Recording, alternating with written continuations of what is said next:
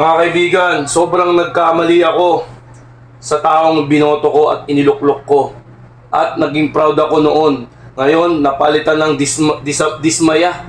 Nakakadismaya. Alam niyo ba kung sino yan? Na pinatato ko pa. At gumastos pa ako ng malaki para lang may paburda dito sa tagiliran ko yung taong yan. Siguro naman mga kaibigan, hindi lang ako yung disappoint. Hindi lang ako yung nanghinayang. O hindi lang ako yung nakakaramdam nito. Sobrang, ngayon ko lang ilalabas to na sobrang ako, nagsisisi talaga ako sa mga nangyari. Kasi balat ko to. O yun nga, wala akong pakialam kahit ibas nyo ako dito. Wala akong pakialam kung ano yung gusto nyo sabihin. Okay yan. Lahat ng magiging opinion nyo rito, nire-respeto ko. Kaya sobrang iniintindi ko lahat ng mga pwedeng i-comment dito. Sa lahat ng mga naloko, alam ko sa sarili ko, maraming naloko kasi maraming bumoto sa kanya. Nabulag tayo ng maling akala. Tama po ba? Sa base of my opinion, sa sarili kong opinion, kaya lang siya siguro umangat dahil sa mahal nating Sara Duterte. Inangat siya, kumbaga, inahon siya sa pagkakalugmok at inakay siya paangat. Kasi kung wala pong Sara Duterte, alam ko sa sarili ko na hindi siya mananalo at hindi siya magtatagumpay sa rurok ng tagumpay. Kaya, ito, nakikita niyo yan, papakover up natin yan. Pero ito, mahal na Presidente Rodrigo Roa Duterte, sobrang solid po ako.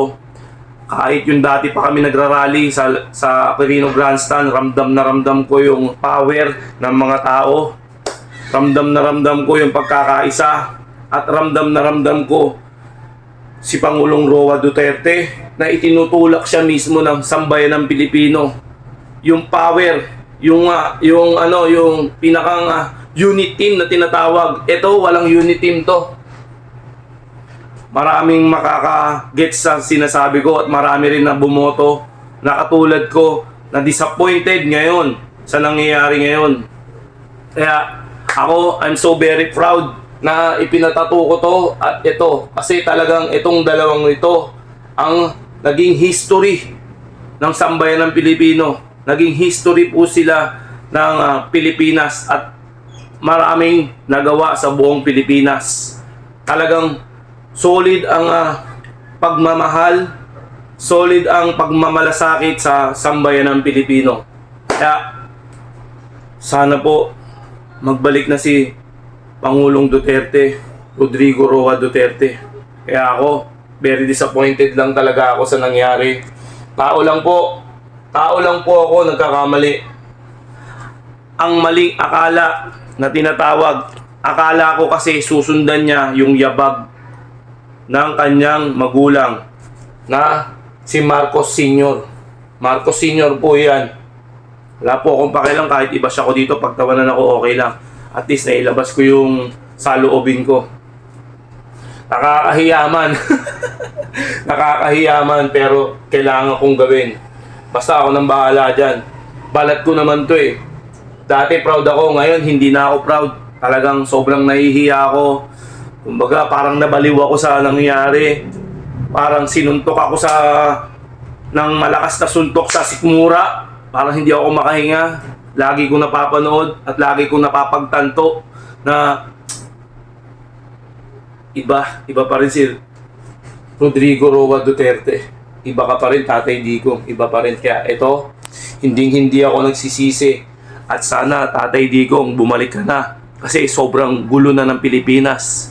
Sobrang andami na nabago. Ang dami na namang rapist. Ang dami na namang holdupper. Ang dami na namang pang-abuso. Marami na naman ng malalaki ulo. Hindi katulad nung panahon mo. Lahat ng tao pantay-pantay. Lahat ng tao malayang gumagala sa kalye 24/7. Walang pangamba. Kaya ngayon alam ko na nare-realize na ng sambayan ng Pilipino kung ano yung mga binaon mo sa Pilipinas. Kaya, mahal na Presidente, sana po magbalik kayo. Kaya ako, 100% na alam ko makakabalik ang Duterte. sa presidente. Makakabalik ang Duterte sa presidente. Yan lang po. Kaya ako, pinapaulit-ulit ko. Hindi po ako proud na nandito yan.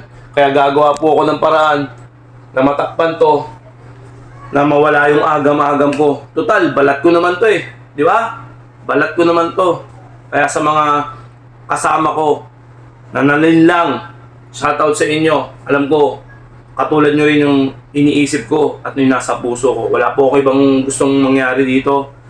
Ang gusto ko lang, ang goal ko lang dito, maging maayos na yung bansang Pilipinas at itigil na ngayon yung lumalaganap na krimen, yung karahasan, lahat-lahat. Yun lang po. Mahal na Presidente Duterte, I love you. Duterte ako habang buhay. Peace out.